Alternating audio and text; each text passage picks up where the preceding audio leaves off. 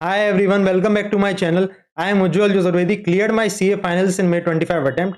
इस वीडियो में आज मैं डिस्कस करूंगा CA final paper number 3 audit के बारे में कि इस पेपर को आपको किस तरीके से प्रिपेयर करना चाहिए, क्योंकि सबसे ज़्यादा स्टूडेंट जो डिफिकल्टी फेस करते हैं पूरी सीए फाइनल जर्नी में, वो इसी पेपर में फेस करते हैं। मैं आपके साथ शेयर करूंगा कि किस टेक्निक से आपको पढ़ना चाहिए, रिसोर्सेज आपको कौन से फॉलो करने चाहिए, जिससे कि आप इस पेपर को ईजिली आप क्रैक कर पाएँ।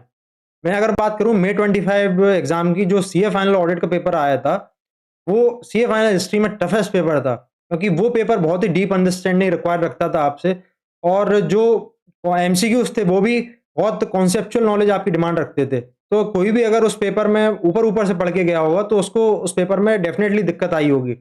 एमसीक्यू की बुकलेट जो थी अराउंड, वो भी 25 से 30 पेजेस की थी। तो आप इमेजिन कर सकते हैं कितना लेंथी पेपर था और कितनी आपकी कॉन्सेप्चुअल ग्रुप की वो डिमांड रखता था वो पेपर।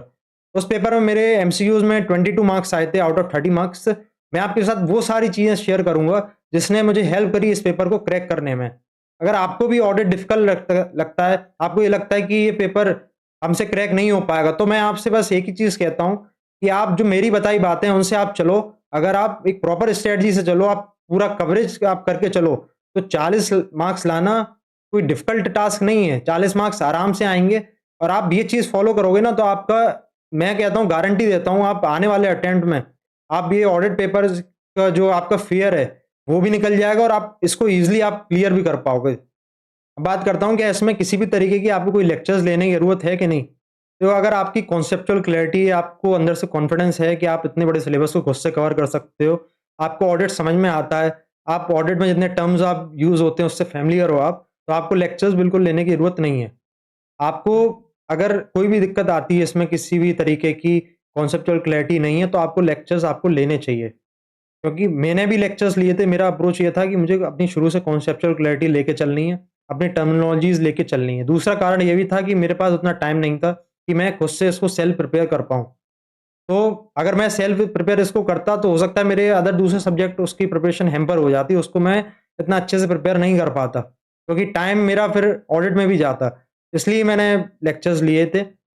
और देखो, आप लेक्चर्स लो या ना लो, आपको प्रिपेयर इसको खुद से पढ़ना ही पड़ेगा, खुद से आपको इसमें रट्टा लगाना ही पड़ेगा, रट्टा के बिना इसमें काम नहीं चलेगा। तो लेक्चर्स अगर आपको लेने हैं या नहीं लेने, ये आपको खुद से डिसाइड करना है। लेक्चर्स आप लेने हैं अगर, तो आप कोई भी टीचर, आप उनके डेमो देखिए, जो भी आपको समझ में आता है उनके आप लेक्चर्स बाय कर सकते हैं। दूसरी चीज़ है कि मटेरियल हमें इसमें कौन सा फॉलो करना चाहिए। मटेरियल मैं हमेशा रिकमेंड करूँगा आपको, आईसीआई स्टडी मटेरियल आप फॉलो करो।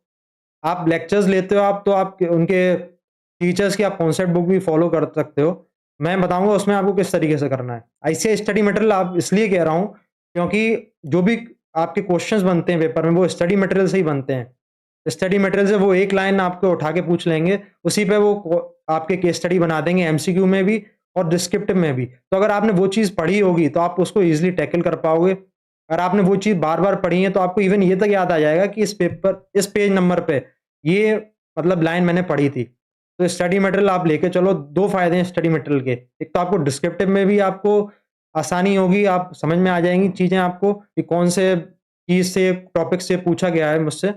और एमसीक्यू में जो बीच-बीच में से एमसीक्यू बन के आते हैं चैप्टर के, वो भी चीज़ आप आसानी से कवर कर पाओगे। दूसरी चीज़, जो कॉन्सेप्ट बुक मैंने फ़ॉलो करी थी, जिससे मैंने क्लासेस ली थी, उन्हीं की मैंने कॉन्सेप्ट बुक फ़ॉलो करी थी। उसमें आपको क्या करना है, मैंने जो किया था कि जो कॉन्सेप्ट बुक फ़ॉलो करी थी, उसमें 80 से 85% सिलेबस ऑलरेडी था। तो मैंने क्या किया था कि जो भी टॉपिक्स मेरे छूट रहे थे, उसको ऐसे स्टडी मटेरियल में मैंने मार्क कर दिया था कि ये टॉपिक मुझे स्टडी मटेरियल से कवर करने हैं। देखो, यहाँ आपका मेन टारगेट ये होना चाहिए, ज़्यादा से ज़्यादा सिलेबस कवरेज करना। आप जितना ज़्यादा से ज़्यादा सिलेबस आप कवर करेंगे, उतने आपके पास होने के चांसेस बढ़ेंगे। अब पास सभी को होना है, तो आपको ये मेहनत आपको करनी पड़ेगी। ढाई महीने हैं आपके पास, अभी अराउंड 80 से 85 डेज़ हैं। तो आप इसमें मेहनत आप अपनी पूरी करके चलो। आप इसमें ईज़िली आप स्कोर इसमें अच्छा ला सकते हो। इसलिए आपको इंश्योर ये करना है कि आप कोई भी टॉपिक स्किप मत करो, ऊपर-ऊपर से मत पढ़ो, कोई भी चीज़ छोड़ के मत जाओ। जितना ज़्यादा से ज़्यादा सिलेबस आप कवर कर सकते हो, उतना करो। आपको कोई भी मटेरियल फ़ॉलो करो, आपको ये इंश्योर करना है कि आपने आईसीआई स्टडी मटेरियल से क्रॉस चेकिंग कर ली हो, कोई भी टॉपिक आपका छूट तो नहीं रहा है। अब रही बात क्वेश्चन बैंक की, तो क्वेश्चन बैंक इतना रेलेवेंट नहीं है आपका ऑडिट में, क्योंकि जो सारे क्वेश्चंस आते हैं वो स्टडी मटेरियल के अंदर से आते हैं। कोई भी स्टडी मटेरियल से बाहर का कोई भी टॉपिक नहीं आता। तो आपका वो चीज़ अगर आपने स्टडी मटेरियल का आपने कवरेज कर रखा है, तो आपको क्वेश्चन बैंक इतना करने की ज़रूरत नहीं है। आप कोई भी अगर क्वेश्चन आप देखते हो कि नया क्वेश्चन कोई भी आता है, तो उसमें जो भी आईसीएआई वो डिमांड करता है आपसे आंसर की, वो स्टडी मटेरियल का ही होता है, उसमें सॉल्यूशन लिखा होता है। तो मेरा अप्रोच ये था कि मैंने क्वेश्चन बैंक पे इतना ज़्यादा ध्यान नहीं दिया था। हाँ, कुछ टॉपिक्स थे, जहाँ पे मैंने क्वेश्चन बैंक की कवरेज की थी, जैसे कि प्रोफेशनल एथिक्स हुआ। तो प्रोफेशनल एथिक्स की आपको क्वेश्चन की कवरेज करनी चाहिए क्वेश्चन बैंक से, क्योंकि उसमें क्या होता है, कई-कई बार ऐसा होता है कि हमें ये अंडरस्टैंडिंग थोड़ी क्लैरिटी नहीं मिल पाती कि हमें कौन-सा क्लॉज़ कब इस्तेमाल करना है। जैसे कि प्रोफेशनल एथिक्स में एक क्लॉज़ है फर्स्ट शेड्यूल का पार्ट 1 का क्लॉज़ नंबर 6 और 7। तो उसमें हमेशा स्टूडेंट्स को कन्फ्यूज़न रहती है कि इसमें हमें क्लॉज़ 6 यूज़ करना है, क्लॉज़ 7। तो वो चीज़ आपको क्लैरिटी तभी आएगी जब आप क्वेश्चन को आप रीड करोगे, क्वेश्चन में तरह-तरह के क्वेश्चन आप रीड करोगे कि हाँ, इस पे अगर ये चीज़ है तो क्लॉज़ 6 लगाना है, ये चीज़ है तो क्लॉज़ 7 लगाना है। बाकी जगह आप जो अदर चैप्टर्स हैं, उनमें क्या करो आप उसमें कि आप स्टडी मटेरियल ही फ़ॉलो करो, स्टडी मटेरियल के क्वेश्चन जो हैं, वो सफिशिएंट हैं। उसमें आपको और कुछ करने की ज़रूरत नहीं है। एक चीज़ और कर सकते हो आप कि जो भी चीज़ें आपके कॉन्सेप्ट नोट्स में कवर नहीं है, उसको आप मार्क कर दो कि हाँ, ये मुझे क्वेश्चन बैंक से कवर करना है, तो इस तरीके से आप क्वेश्चन बैंक में चल सकते हो। अब बात करते हैं कि रिवीजन आपको किस तरीके से करना चाहिए इस पेपर में। देखो अभी आपके पास 80 से 85 डेज़ हैं एग्ज़ाम तक। तो मैं अगर आप इस मेरी बताई हुई स्ट्रैटेजी से आप चलोगे, तो आपको ऑडिट में दिक्कत आएगी ही नहीं कभी। जो आपकी दिक्कत आती है ना कि हम भूल जाते हैं, वो भी दिक्कत नहीं आएगी। कितनी बार भी पढ़ लें तो भी भूल जाते हैं।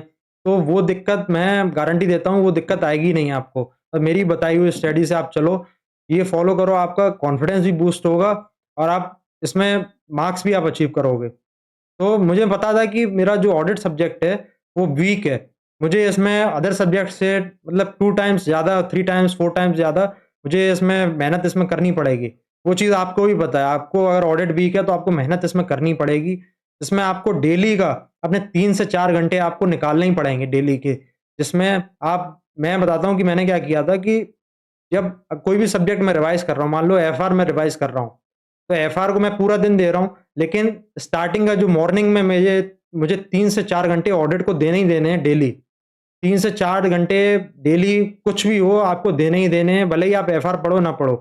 तो इसलिए आपको कोई भी चीज़ अगर वीक है तो आपको ऑब्वियस सी चीज़ है उसमें ज़्यादा टाइम देना पड़ेगा, तभी आप उसको दूसरे सब्जेक्ट के बराबर की आप प्रिपरेशन आप उस पे कर पाओगे। तो ये चीज़ें आपको कवर करनी है ऐसे। दूसरी चीज़ आती है कि हम रिटेन कैसे करें सब्जेक्ट को, वो भी चीज़ मैं आपके साथ अभी डिस्कस करता हूँ। तो ऑडिट एक ऐसा सब्जेक्ट है कि आपको इसमें 2 टाइम्स, 3 टाइम्स इवन 4 टाइम्स भी ज़्यादा आपको मेहनत करनी पड़ेगी दूसरे सब्जेक्ट्स के कंपैरिज़न में। कोई मैटर नहीं करता कि आपने लेक्चर्स कहाँ से लिए हैं, आपने फास्ट ट्रैक लिया है या एग्ज़ाम ओरिएंटेड बैच लिया है, क्या लिया है, कोई मैटर नहीं करता। आपका मैटर रखता है कि आप कौन से मटेरियल से आप पढ़ रहे हैं और आप उसको रिटेन कितना करके रख पा रहे हैं। रिटेंशन जो चीज़ है ना, वो बहुत बड़ी चीज़ है इस पेपर में, जो लोगों को सबसे ज़्यादा दिक्कत आती है। मैं आपको बताता हूँ कि मुझे क्या चीज़ इसमें फ़ायदा करी थी। मैंने किस तरीके से इसको पढ़ा था। आपको लास्ट डे आपको कॉन्सेप्ट बुक से आपको पढ़ना है और रिटेन करने के लिए मैं सबसे मेन चीज़ आपको बता रहा हूँ कि क्या करना है आपको। रिटेन करने के लिए आपको ऑडिट को डेली 3 से 4 घंटे जैसा मैंने बताया आपको डेली देना है आपको मॉर्निंग में सबसे पहले। जो चीज़ आपकी वीक है, जो सब्जेक्ट वीक है आपको उसको सबसे ज़्यादा आपको टाइम देना पड़ेगा, तभी आपको वो चीज़ आपकी और सब्जेक्ट के बिल्कुल एकदम बराबर पे आ पाएगी। इसलिए आप उसमें आपको इतना टाइम आप दो, जो चीज़ आपने आज पढ़ी है, आपको ये लगता है ना कि मैं भूल जाता हूँ बार-बार, मैं कितनी बार भी पढ़ूँ तो भी भूल जाता हूँ, मुझे चीज़ याद ही नहीं आती। उसका ही मैं इलाज बता रहा हूँ आपको कि किस तरीके से आपको अपना पढ़ना है इसको, जिससे आप वो एग्ज़ाम तक उसको कैरी कर पाओ। आज आपने कोई चीज़ पढ़ी सुबह उसको उसी चीज़ को आप रात में उसको रिवाइज़ कर लो सोने से पहले। फिर आपने कल कल भी वही चीज़ रिवाइज़ कर ली आपने, फिर आपने परसों वही चीज़ रिवाइज़ करी आपने और फिर आपको कभी समय मिला तो आपने उसको अपने हफ्ते में कभी उसको रिवाइज़ कर लिया। ये ये वो स्ट्रैटेजी है, ये आप फ़ॉलो करो जिसको आपको ऑडिट में कभी दिक्कत नहीं आएगी। इसी तरीके से आपको चलना है। ऐसे आप एक-एक टॉपिक आप अपने जो नोट्स हैं उसमें डायरी में लिखते जाओ कि आज मैंने ये पढ़ा, तो इतने दिन बाद कल मुझे पढ़ना है या परसों पढ़ना है। आपको एक प्रॉपर ट्रैकर बनाना पड़ेगा इस चीज़ का, अगर आपको इस समस्या से आपको छुटकारा पाना है। और आपको एक भी दिन मिस नहीं करना है आपको पेपर से पहले आपको। आपको सारे टॉपिक्स आपको लेके चलने हैं, इस तरीके से आपको करके चलना है जिससे आप उसको हमेशा आप रिटेन कर रख पाओ एग्ज़ाम तक। आपको क्या करना है एग्ज़ाम तक ही तो रिटेन कर रखना है ना। आप भूल जाओ बाद में कोई दिक्कत नहीं है। एग्ज़ाम तक आपको इसी तरीके से रिटेन रहेगा, रोज़ आपको उसमें मेहनत करनी पड़ेगी, रोज़ टाइम आपको उसको देना पड़ेगा और सब्जेक्ट आप करो, लेकिन ऑडिट तो आपको ऐसा होना चाहिए कि ऑडिट मुझे डेली पढ़ना है, चाहे अच्छा लगे, चाहे बुरा लगे, मुझे करना ही करना है किसी भी कीमत पे। आप ऐसा करो, आप ये बोलते हैं ना क्यूमुलेटिव रिवीजन इसी को बोलते हैं कि आप उसको बार-बार आप किसी चीज़ को पढ़ो। याद करने की ज़रूरत नहीं है, आपको कीवर्ड छाँटने हैं। जो कीवर्ड्स होते हैं ना मेन, उसको आप कीवर्ड्स को बार-बार आपको पढ़ना है।